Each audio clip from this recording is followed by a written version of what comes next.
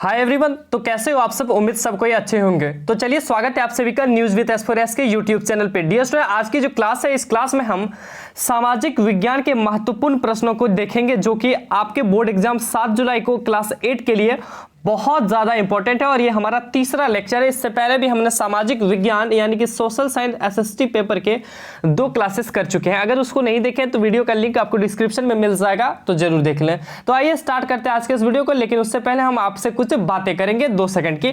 तो प्यारे बच्चों, कई स्टूडेंट्स का कमेंट आ रहा था कि सर आपका जो क्वेश्चन था साइंस में बहुत कम मैच किया है, बहुत कम मैच किया है साइंस में क्वेश्चन को। ठीक है, ये बातें बहुत स्टूडेंट्स का आ रहा था कमेंट। तो मैं प्यारे बच्चों बता दूं कि साइंस में जो आपका सिलेबस था उससे बाहर क्वेश्चन पूछा गया था, मतलब आउट ऑफ सिलेबस पूछा गया था। आप लोग समझदार हैं, थोड़ा बहुत समझिए। ठीक है, आउट ऑफ सिलेबस कहने का मतलब है जी क्वेश्चन जो है आपके किताब से तो पूछा गया था, लेकिन टर्म 1 और टर्म 2 आपका किताब 2 भागों में बटा हुआ था। ठीक है, और जिसमें टर्म 1 का एग्जाम हो गया था और टर्म 2 का एग्जाम था 5 जुलाई को। टर्म 2 में जो क्वेश्चन पूछा जाना था वो टर्म 2 के सिलेबस से पूछा जाना था, टर्म 2 के पाठ्यक्रम से पूछा जाना था, लेकिन जैक बोर्ड ने क्या किया, उसने टर्म 1 से भी क्वेश्चन पूछ दिया। प्यारे बच्चों, आपको ये चीजें जरूर पता होगी कि आपको टर्म 2 की तैयारी करनी है, आप टर्म 2 का पढ़ाई कर रहे होंगे। तो भाई टर्म 1 का हम भी तो क्यों पढ़ाएंगे, क्योंकि सिलेबस में बताया गया कि टर्म 2 से क्वेश्चन पूछेंगे, तो हम टर्म 2 का ही ना पढ़ाएंगे और आप भी टर्म 2 का पढ़ोगे। तो टर्म 2 का तो हमने पढ़ाया, आपने भी टर्म 2 का पढ़ा, लेकिन जैक बोर्ड ने होशियारी क्या की, उसने टर्म 1 का क्वेश्चन दे दिया।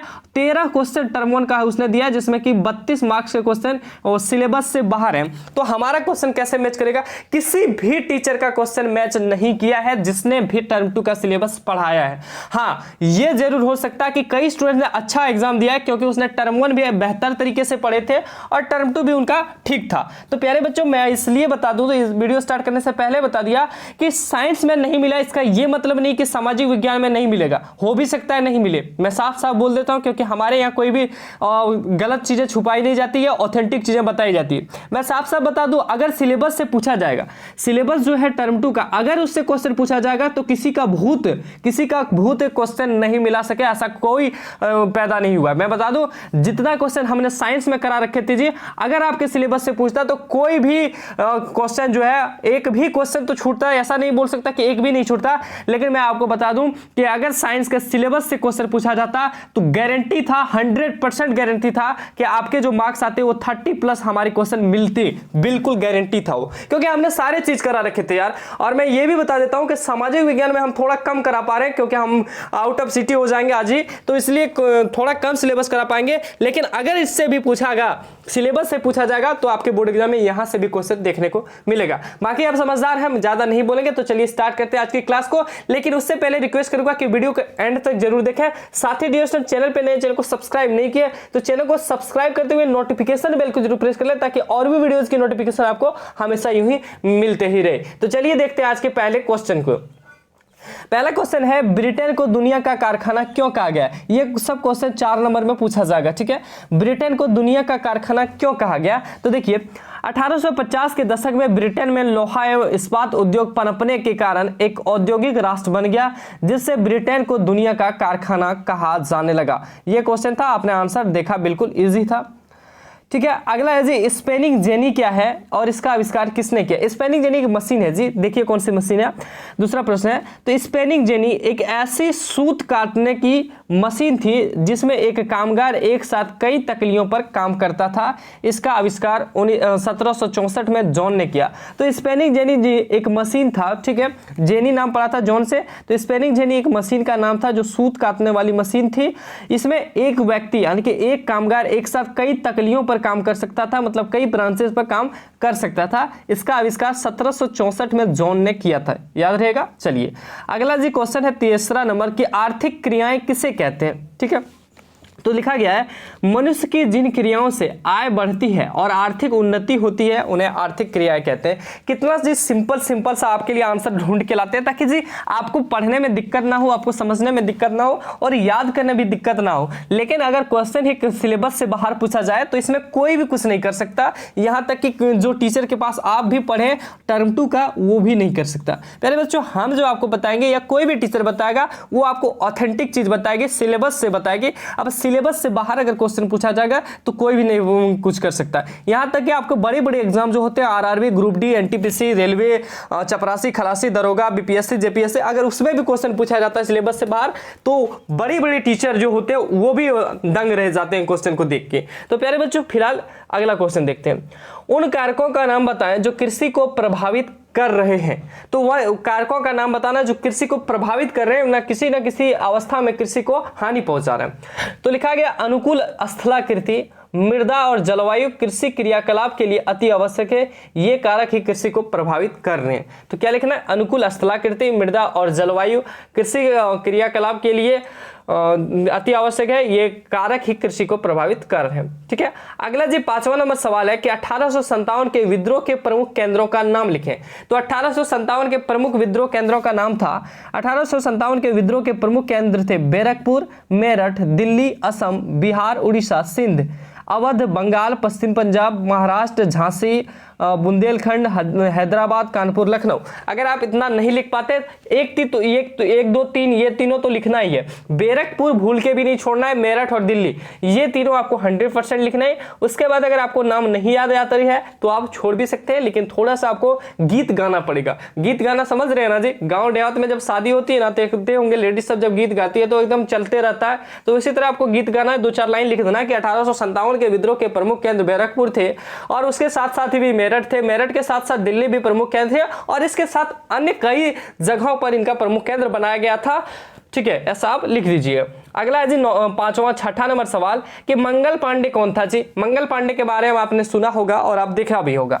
तो मंगल पांडे कौन था? तो चलिए, Mangal Pandey east India company की सेना में एक भारतीय सैनिक था। Mangal Pandey ji east India company की सेना में एक सैनिक था। ठीक है, भारतीय सैनिक था। उसी ने सर्वप्रथम मार्च 1857 ईस्वी में बैरकपुर में चर्बी वाले कारतूस का प्रयोग करने से इनकार किया। तो उसी ने किसमें जी 1857 ईस्वी में बैरकपुर में चर्बी वाले कारतूस का प्रयोग करने से इनकार किया था। बिल्कुल इजी सा है जी। अगला है किस भारतीय समाज सुधारक के प्रयास से सती प्रथा का अंत किया गया? तो कौन सा समाज सुधारक है जिसके प्रयास से सती प्रथा का अंत किया गया या सती प्रथा का उन्मूलन हुआ? तो इसका राइट आंसर हो जाएगा राजा राम मोहन राय के प्रयास से सती प्रथा का अंत किया गया था। किसके द्वारा प्यारे बच्चों? तो राजा राम मोहन राय, RRR। ठीक है, सती प्रथा का जो उन्मूलन किया वो RRR, राजा राम मोहन राय। ठीक है, RRMR जो भी बोल सकते हैं आप, जैसे भी याद रखिए। स्त्री पुरुष तुलना नामक पुस्तक किसने लिखी? स्त्री पुरुष तुलना नामक पुस्तक किसने लिखी? तो इसका नाम होगा ताराबाई शिंदे ने स्त्री पुरुष तुलना नामक पुस्तक लिखी। ठीक है, यहाँ पे किसने लिखी लिख दिया है। तो स्त्री पुरुष नामक पुस्तक किसने लिखी? तो ताराबाई शिंदे ने स्त्री पुरुष पुस्तक नामक किताब लिखी या नामक पुस्तक लिखी। ठीक है, जो भी लिखना है आपको। विश्व जनसंख्या दिवस कब मनाया जाता है? तो प्यारे बच्चों विश्व की जो जनसंख्या दिवस है, विश्व जनसंख्या दिवस प्रत्येक वर्ष 11 जुलाई को मनाया जाता है। जी हाँ डियर स्टूडेंट, 11 जुलाई को विश्व जनसंख्या दिवस मनाया जाता है, वर्ल्ड पॉपुलेशन डे। अगला है जी 10वां नंबर सवाल कि झारखंड में बॉक्साइट उत्पादन करने वाले 2 जिलों का नाम बताना है। तो झारखंड में बॉक्साइट उत्पादन करने वाले 2 जिले हैं, एक तो गुमला और लोहरदगा। ये क्वेश्चन आपके 2 मार्क्स में पूछे जाएंगे। ठीक है, गुमला और लोहरदगा। अगला है 11वां नंबर सवाल, केंद्र सरकार की आय के विभिन्न स्रोतों को लिखिए। केंद्र सरकार की आय के विभिन्न स्रोत मतलब केंद्र जो सरकार है हमारी, केंद्र पे सरकार, अभी जैसे कि आपको पता है कि हमारी सरकार केंद्र पे कौन है? तो बीजेपी की सरकार है, या फिर जो भी सरकार होती है केंद्र की जो सरकार होती है देश की, तो उसके आय के क्या स्रोत है, वो आय कहाँ से लाते हैं? तो केंद्र सरकार के आय के निम्नलिखित स्रोत है। निगम कर, कर जो लगाते हैं निगम पे कर, आय पे जो कर लगाते हैं इनकम टैक्स, और भी है, चलिए 2 ही है, तो निगम कर और आयकर। ठीक है, मेनली। अगला है जी परमहंस मंडली के सदस्य गुप्त बैठक में क्या करते थे? परमहंस मंडली के जो सदस्य थे वो गुप्त बैठकों में क्या करते थे? तो परमहंस मंडली के सदस्य गुप्त बैठकों में भोजन और स्पर्श जैसे विषयों में परंपरागत जाति नियमों का पालन नहीं करते थे। तो परमहंस मंडली के सदस्य जो है गुप्त बैठकों में भोजन और स्पर्श जैसे विषयों में परंपरागत जाति नियमों का पालन नहीं करते थे। आप देखे होंगे गाँव देहात में क्या होता था कि छुआछूत की एक बीमारी है जी, छुआछूत की बीमारी है कि ये नीचे बैकवर्ड कास्ट का है, ये उच्च जाति का है, ये निम्न जाति का है, तो इससे टच करना या फिर इसके भोजन को खाना तो कहीं ना कहीं वो गलत माना जाता था। हालांकि अब ये बहुत कम हो चुका है, लगभग 10% के आसपास अभी भी बचा हुआ है। तो यहीं पर जो परमहंस मंडली के जो गुप्त बैठक थे तो वो सब ये सब चीज़ों को नहीं मानते थे और आराम से जीवन जीते थे, आराम से स्पर्श करते थे, वो सब कोई दिक्कत नहीं था। ठीक है, अगला जी 13वां नंबर सवाल है, मानव तस्करी से क्या क्या तरीके, मानव तस्करी के क्या क्या तरीके हैं। तो मानव तस्करी के निम्नलिखित तरीके हैं जी, प्रलोभन देकर, धमकी देकर, जबरन या बल प्रयोग करके। ठीक है, किसके किसके द्वारा आपने देखा, प्रलोभन देकर, धमकी देकर या फिर जबरन या बल द्वारा प्रयोग। तस्करी में समझ रहे हैं जी, आप सुने होंगे गायों की तस्करी, बकरियों की तस्करी, जानवरों की तस्करी, बहुत सी जगह की तस्करी सुने होंगे।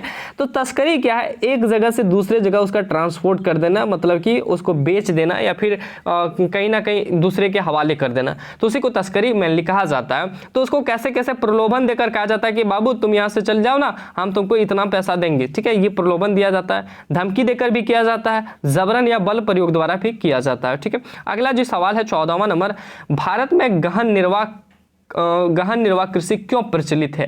तो ये क्वेश्चन है, लिखिएगा गहन निर्वाह कृषि में किसान साधारण औजारों से खेती करता है, श्रम की प्रधानता रहती है, जमीन का छोटा सा टुकड़ा भी कृषि कार्य में लगाया जाता है, वर्ष में एक से अधिक फसलें उगाई जा सकती है, ऐसी कृषि अधिक जनसंख्या वाले देशों में होती है, भारत एक सघन आबादी का देश है, यहाँ कृषि जोतों का आकार भी काफ़ी छोटा है, इन्हीं कारणों से भारत में गहन कृषि प्रचलित है। तो बिल्कुल इजी सा आंसर लिखा गया, आप देख पा रहे हैं जी।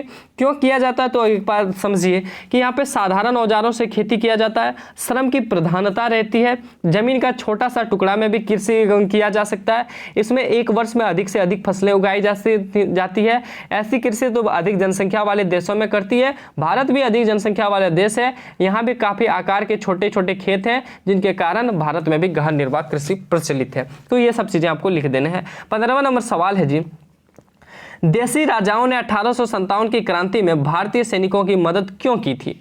तो देखिए लिखा गया है, एक बार और क्वेश्चन समझिए कि पूछा है कि देसी राजाओं मतलब देश के जो राजा थे वो 1857 में भारतीय सैनिक की क्यों मदद की थी। तो लिखा है लॉर्ड डलहौजी ने ब्रिटिश साम्राज्य के विस्तार के लिए विलय या हड़प नीति अपनाई। किसके लिए, ब्रिटिश साम्राज्य के विस्तार या फिर विस्तार के लिए विलय या फिर हड़प नीति अपनाई। उसने गोद लेने की प्रथा को अवैध घोषित कर दिया और सतारा, नागपुर, संबलपुर, झांसी और बरार आदि राज्यों पर अधिकार कर लिया था। कुशासन का आरोप लगाकर अवध को ब्रिटिश राज्य में मिला लिया था। मुगल बादशाह को नजारना बंद कर दिया था। सिखों पर से बादशाह का नाम हटा दिया गया। इन कार्रवाइयों से कमजोर हो चुके शासक परिवार परेशान हो गए थे तथा अन्य शासकों में भी भय फैल गया था। देसी राजाओं की सेना को भंग कर दिया गया। इन सब कारणों से देसी राजा अंग्रेज के घोर विरोधी हो गए और 1857 की क्रांति में न केवल भारतीय सैनिकों की मदद की बल्कि इन कई राजाओं ने विद्रोह में खुलकर भाग लिया। तो देखिए कितना इजी सा। अगला है जी, थोड़ा सा बड़ा आपको लग सकता है जी क्वेश्चन का आंसर ना, ये सब नंबर आपके 4-5 नंबर के क्वेश्चन है जी, 4 नंबर आपको देंगे तो फ्री में थोड़ी ना देंगे, थोड़ा तो लिखना पड़ेगा जी। तो इसमें आप सिंपल क्या समझे वो देखना है। समझे क्या कि लॉर्ड डलहौजी नामक एक शासक था जिसने ब्रिटिश साम्राज्य का विस्तार चाहा था, जिसके लिए एक नीति अपनाई, विलय या हड़प नीति। उसमें गोद लेने की प्रथा को बंद कर दिया गया, अवैध घोषित कर दिया गया और कई राज्यों, नाम नहीं याद रहे तो लिख दीजिएगा कि कई राज्यों पर अधिकार घोषित कर दिया था, जिससे कि तंग होकर वहां के जनता और राजा परेशान हो गए थे। इन सब चीजों को देखते हुए वहां के राजाओं ने देसी राजाओं के साथ साथ भारतीय सैनिकों की मदद की। बिल्कुल इजी है ना। अगला है जी, जलवायु किस प्रकार जनसंख्या वितरण को प्रभावित करती है। जलवायु किस प्रकार जनसंख्या वितरण को प्रभावित करती है, मतलब कि जो जलवायु है जी, एटमॉस्फेयर जो जलवायु जो है वो जनसंख्या को कैसे डिवाइड करती है। तो देखिए कहा गया अत्यधिक उष्ण अथवा शीत प्रदेश मानव बसाव के अनुकूल नहीं होते। जहाँ पे बहुत ज़्यादा गर्मी होती है या फिर बहुत ज़्यादा शीत होते हैं, बहुत ज़्यादा ठंडी होती है, वो मानव के बसाव के लिए अनुकूल नहीं होते। वहाँ आर्थिक क्रियाकलाप भी अत्यंत कठिन होता है, वहाँ आर्थिक क्रियाकलाप भी अत्यंत कठिन होता है, अतः वहाँ विरल आबादी मिलती है। जबकि उष्णाई और शीतोष्ण प्रदेशों में रहना और जीवन यापन करना अत्यंत सरल होता है, अतः वहाँ सघन आबादी मिलती है। तो कहने का मतलब है जहाँ बहुत ज़्यादा गर्मी बहुत ज़्यादा ठंडी होती है वहाँ पे मानव का बसाव करना अनुकूल नहीं होता है, वहाँ आर्थिक क्रियाकलाप भी बहुत कठिन होता है। अगर आप कोई खेती भी करता है जो बहुत ज़्यादा गर्मी तो कितना देर खेती करेगा, और बहुत ज़्यादा ठंडे भी है तो बहुत कम खेती कर पाएगा ना, तो जल्दी उठ नहीं पाएगा। तो कई तरह की समस्याएं होगी जिससे आर्थिक क्रियाकलाप कठिन हो जाएगा और वहाँ के विरल आबादी मिलती है। विरल मतलब बहुत कम आबादी मिलती है। और जबकि उष्णाई और शीतोष्ण प्रदेश जहाँ की गर्मी भी है ठंडे भी है, ज़्यादा गर्मी नहीं है, वहाँ पे रहना जीवन यापन करना अत्यंत सरल होता है और वहाँ पे सघन आबादी मतलब बहुत ज़्यादा आबादी भी मिलती है। अगला है नशाखोरी के दुष्प्रभावों को लिखे जी। अगर आप नशाखोरी करते हैं तो उनके क्या दुष्प्रभाव है देख लीजिए। नशाखोरी के निम्नलिखित दुष्परिणाम है। एकाग्रता में कमी, शक्ति में कमी। एकाग्रता कहने का मतलब है जी कंसंट्रेशन। अगर आप पढ़ाई कर रहे हैं तो आपका कंसंट्रेशन नहीं रहेगा, यहाँ पे आप पढ़ाई कर रहे हैं और दिमाग आपका यहाँ रहेगा, वो उधर कहाँ गई थी, तो ये सब चीज़ें में आपका दिमाग रहेगा। तो एकाग्रता में और शक्ति में कमी आएगी। दूसरा क्या है, स्मरण शक्ति आप खो देंगे, मतलब याद रखने की शक्ति आपकी कम हो जाएगी। स्वनियंत्रण का कम होना में कमी। आप देखे होंगे जो शराब या फिर नशाखोरी करते हैं उनका अपने आप में नियंत्रण नहीं रहता, ये चल रहा है ससुरा ई रोडवा में और कभी कभी ऐसे इधर इधर चल जाता है, तो उसका स्वनियंत्रण मतलब अपने आप में नियंत्रण कमी हो जाती है। शरीर का वजन कम होना संबंधी समस्या। उनका देखिएगा ज़्यादा जो पीते हैं उनका शरीर एकदम बिल्कुल रहता है, ये मोटा रहता है और जाके लास्ट में जब पीते पीते उसका शरीर ऐसे हो जाता है, लगता है उसको फूंक देंगे उड़ जाएगा, तो ऐसे हो जाता है। ठीक है। अपराधी प्रवृत्ति का जन्म। जो भी ज़्यादा पीते हैं तो आप नशाखोरी करते हैं तो आप देखे होंगे वो तो लगता होगा किसी को कुछ बुझबे नहीं करेगा, सब वही है, ढेड़ वही है जब तक वो पिए रखा है, तो अपराधी प्रवृत्ति का जन्म होता है। स्वच्छता में कमी आ जाती है। ठीक है, उनमें स्वच्छता नहीं रहती, साफ सुथरा नहीं रहते हैं। अगला है जी, भारत की कुछ महत्वपूर्ण बहुउद्देशीय परियोजनाओं की नाम लिखिए। हालांकि इसमें देखिए मैंने 5-5 ले रखे हैं और ये वो आपके 4 नंबर 5 नंबर में पूछेंगे तो आपको लिखना होगा। तो चलिए पहले देखते हैं भारत के महत्वपूर्ण बहुउद्देशीय नदी परियोजनाओं के नाम निम्न है। भाखड़ा नांगल परियोजना पहला नाम है जी, भाखड़ा नांगल परियोजना। दूसरा है कोसी परियोजना। तीसरा है दामोदर घाटी परियोजना। चौथा है टिहरी बांध और 5वां हीराकुंड। तो याद कैसे रखना है जी, आपको रखना है BKDTH। ठीक है, यही याद रखना है BKDTH। ठीक है, बीके का DTH है जी, किसका, बीके का DTH है। बी से भाखड़ा नांगल, के से कोसी, डी से दामोदर, टी से टिहरी, एच से हीराकुंड। तो क्या याद रखना है, बीके मतलब बीके का DTH है। DTH घरों में जो यूज करते हैं बीके DTH, तो उसी से आपको याद रह जाएगा। बी से भाखड़ा नांगल, के से कोसी, डी से दामोदर, टी से टिहरी, एच से हीराकुंड। ठीक है, चलिए अगला है जी, या फिर अगर आपको ऐसे नहीं याद रहे तो यहाँ पे एक चीज़ आप और भी बढ़ा सकते हैं। BKDTH के जगह पे अगर भाखड़ा नांगल नाम भूल जाए तो बी से भाखड़ा, एन से नांगल, ठीक है, के से आपका कोसी, डी से दामोदर, टी से टिहरी और एच से हीराकुंड। तो यहाँ से आप BNK आ सकते हैं, बैंक, BNK बैंक का DTH, बैंक का DTH। बी से भाखड़ा नांगल, BN से, के से कोसी, डी से दामोदर, टी से टिहरी और एच से हीराकुंड। बिल्कुल इजी है ना जी, बहुत मस्त है जी। चलिए अगला है 20वां नंबर सवाल कि डॉक्टर अंबेडकर ने मंदिरों में प्रवेश करने का आंदोलन क्यों चलाया। तो चलिए बहुत ईजी सा सवाल है कि डॉक्टर अंबेडकर जो हमारे भीमराव अंबेडकर जी हैं, संविधान निर्माता, उसने मंदिरों में प्रवेश का आंदोलन क्यों चलाया। तो डॉक्टर अंबेडकर महार जाति के थे। कौन से जाति, महार जाति के थे, जिसमें आजकल उसे देखें महारा भी बोला जाता है। तो महार जाति के थे जो अछूत मानी जाती थी। उन्हें स्वर्णों के साथ उठने बैठने की इजाज़त नहीं थी। अछूतों के घर और जलाशय स्वर्णों के से अलग और दूर होती थी। मंदिरों में अछूतों का प्रवेश निषिद्ध था। अछूतों को शोषण से मुक्ति दिलाने, उन्हें समाज में समान अधिकार दिलाने के लिए 1927 ईस्वी में मंदिर में प्रवेश करने के लिए 3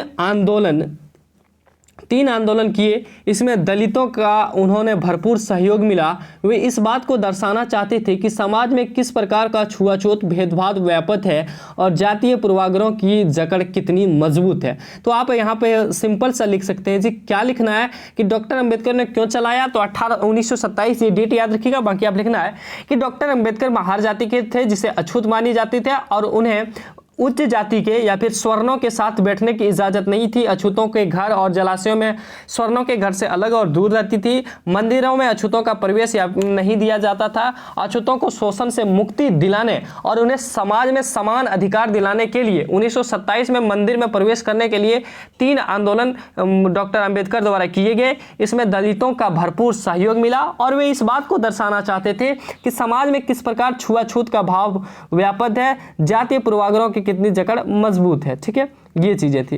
तो चलिए अगला क्वेश्चन देखते हैं, 21वां नंबर। धात्विक और अधात्विक खनिज में अंतर स्पष्ट करें। धात्विक और अधात्विक खनिज में ना जी अंतर स्पष्ट करना है। तो धात्विक और अधात्विक खनिज में निम्नलिखित अंतर है। धात्विक खनिज किसको कहते हैं? धात्विक खनिज अयस्क के रूप में प्राप्त होता है और शुद्ध करने पर धातु प्राप्त होती है। धातु के खनिज अयस्क के रूप में प्राप्त होता है और शुद्ध करने पर धातु प्राप्त होती है। दूसरा, इसका बार बार पुनः चक्रण और उपयोग किया जाता है। इसका क्या किया जाता है? बार बार पुनः उपयोग और पुनः चक्रण किया जा सकता है। ठीक है। और अधात्विक खनिज किसको कहते हैं मेरे प्यारे बच्चों? अधात्विक खनिज मिश्रण के रूप में प्राप्त होता है, इनसे धातु नहीं मिलती। अधात्विक खनिज मिश्रण के रूप में प्राप्त होता है और इनसे धातु नहीं मिलती। इसका केवल एक ही बार प्रयोग संभव है। ठीक है, चलिए अगला है जी सवाल कि केशव चंद्र सेन ने बाल विवाह रोकने के लिए क्या प्रयास किए? तो भारतीय समाज में बाल विवाह महिलाओं के विकास में एक रोधक बना। ज्यादातर बाल विवाह महिलाओं का भी मतलब कि लड़कियों का ही होता है, आप देखे होंगे। तो लिखा गया कि भारतीय समाज में बाल विवाह महिलाओं के विकास में एक रोधक बना। कम उम्र में लड़कियों की शादी करा दी जाती थी। अलग अलग क्षेत्रों में विवाह की उम्र भिन्न भिन्न निर्धारित थी। जैसे बड़ौदा राज्य में 1901 ईस्वी में विवाह के लिए लड़कों की उम्र क्रमशः 16 और लड़कियों के लिए 12 निर्धारित थी। केशव चंद्र सेन के प्रयासों से 1872 में देसी बाल विवाह अधिनियम पारित हुआ, जिसमें बाल विवाह पर प्रतिबंध लगाने की व्यवस्था की गई। आपको ये डेट ना याद रहे जी कि 1901 में क्या थी, तो आपको लिखना है कि भारतीय समाज में बाल विवाह महिलाओं के विकास में एक रोधक बाधा बनी। कम उम्र में लड़कियों की शादी कर दी जाती थी, जिनसे उनका आगे का विकास स्तर रुक जाता था। और अलग अलग क्षेत्रों में विवाह की भिन्न भिन्न उम्र थी। कहीं पे लड़कों की उम्र 16 तो कहीं लड़कियों की उम्र 12, कहीं लड़कों की उम्र 14 तो कई लड़कियों की उम्र 13। ऐसे आपको लिख देना है। भिन्न भिन्न जगहों पे अलग अलग लड़कियों और लड़कों की उम्र निर्धारित थी, जिससे कहीं ना कहीं समाज पे बुरा प्रभाव पड़ रहा था। इसको देखते हुए केशव चंद्र के प्रयासों से 1872 ईस्वी याद नहीं रहे तो छोड़ दीजिए, केशव चंद्र अपने प्रयासों से देसी बाल विवाह अधिनियम पारित हुआ, जिसमें बाल विवाह पर प्रतिबंध लगाने की व्यवस्था की गई। हम बोल देते हैं ये याद नहीं रहे तो छोड़ दीजिए, बिल्कुल आपको आसान बनाने के लिए। लेकिन आपको अगर याद रह जाए तो याद रखिए, क्योंकि उसमें आपको जो टीचर चेक करेंगे कॉपी वो खुश होंगे भाई, बिल्कुल इजी सा। और आप डरिए मत जी, कोई भी बच्चे फेल नहीं होंगे, लगभग सभी बच्चे पास होंगे, रिजल्ट बेस्ट होगा, टेंशन फ्री रहिए।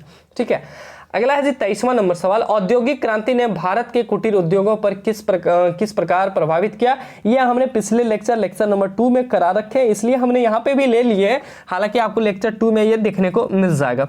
तो देखिए क्या लिखा गया है कि औद्योगिक क्रांति के फलस्वरूप ब्रिटेन में सूती कपड़ा उद्योग के विकास में भारतीय कपड़ा की कई तरह के उत्पादन में स्तर में ये पड़े, क्या पड़े, तो कई तरह के असर पड़े। ठीक है, ये हमने पिछले भी वीडियो में बना रखे हैं, तो आप उनको देख लीजिएगा। वीडियो जरूर में लंबा हो जाएगा, क्योंकि क्वेश्चन इसमें लंबा आंसर थोड़ा लिखा दिए। हालांकि इसका आंसर वहाँ जो हमने कराई थी पहली वाली में, उसमें ठीक ठाक है और उसमें समझा भी दिए। तो आप उनको सेकंड वाली वीडियो देख लें, लिंक डिस्क्रिप्शन में मिल जाएगा। अगला है जनसंख्या परिवर्तन से आप क्या समझते हैं?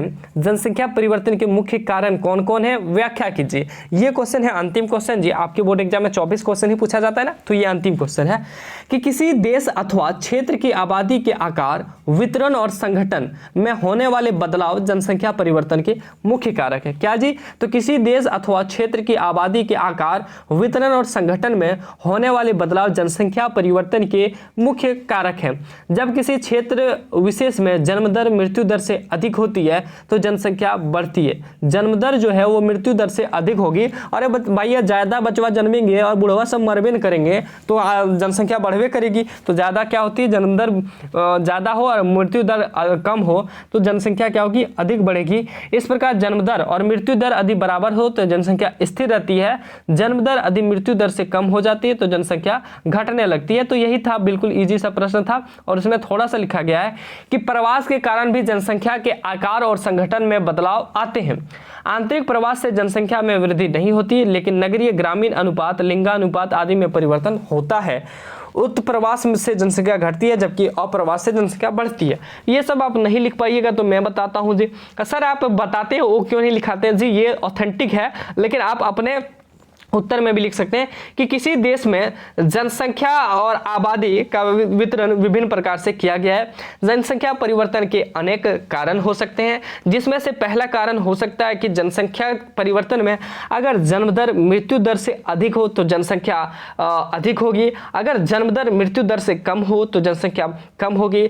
जनसंख्या परिवर्तन जलवायु पर भी निर्भर करता है। ग्रामीण क्षेत्रों में जनसंख्या कम होती है, शहरी क्षेत्रों में जनसंख्या अधिक होती है। तो ये सब चीजें आपको लिखनी है जी। फिलहाल इस वीडियो में इतना ही क्वेश्चन था, आपको उम्मीद है वीडियो अच्छी लगी होगी। डियर स्टूडेंट्स, वीडियो एंड करने से पहले मैं बता दूं कि आगे भी 2 वीडियो की लिंक आपको नीचे डिस्क्रिप्शन में मिल जाएगी। अगर आप उनको नहीं देखे तो उन वीडियो को जरूर देख लें, लिंक आपको डिस्क्रिप्शन में दिया गया है, तो कि ताकि आपके बोर्ड एग्जाम में ज्यादातर क्वेश्चन आप करके जाएं और आपको हेल्प मिल सके और आप बेहतर मार्क्स ला सकें। वीडियो एंड करने से पहले एक और चीजें मैं बता दूं कि प्यारे बच्चों, सिलेबस से अगर क्वेश्चन पूछा जाएगा तो निश्चिंत रहिए, आपको यहाँ से भी क्वेश्चन जो 3 लेक्चर हमने कराए उसमें 2 क्वेश्चन मिले, 5 क्वेश्चन मिले, 7 क्वेश्चन मिले, मिलना निश्चित है। लेकिन अगर सिलेबस के बाहर पूछा जाएगा, मतलब आउट ऑफ सिलेबस क्वेश्चन पूछा जाएगा, तो कहां से क्वेश्चन मिलेगा इसकी कोई भी गारंटी नहीं ले सकता। ठीक है, तो उम्मीद रखिए आप सिलेबस से को ही पढ़िए। और साइंस की जो एग्जाम है उसमें सिलेबस से बाहर क्वेश्चन पूछा गया है, तो वो काफी दुखनीय बात है, जो कि झारखंड एकेडमिक काउंसिल के द्वारा नहीं किया जाना था।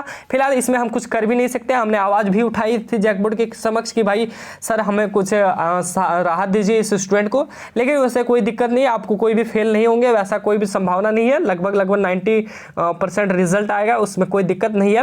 फिलहाल डियर स्टूडेंट्स, आज की जो क्लास है यहीं तक एंड करते हैं, लेकिन उससे पहले रिक्वेस्ट करूंगा कि वीडियो अगर अच्छी लगी हो तो लाइक कर दोस्तों में जरूर शेयर करें, क्योंकि दूसरों का हेल्प करने पर ही आपकी भगवान सुनेंगे। तो लाइक करते हुए दोस्तों में शेयर जरूर करिएगा। साथ ही डियर स्टूडेंट्स, चैनल को सब्सक्राइब नहीं किया तो सब्सक्राइब करते हुए नोटिफिकेशन बेल को जरूर प्रेस कर लीजिएगा, ताकि आने वाले और भी वीडियोस की नोटिफिकेशन आपको हमेशा यूं ही मिलते रहे और अपने बोर्ड एग्जाम में बेहतर मार्क्स लाते रहे। तो मिलेंगे नेक्स्ट वीडियो में, तब तक के लिए सभी को धन्यवाद, बेस्ट ऑफ लक।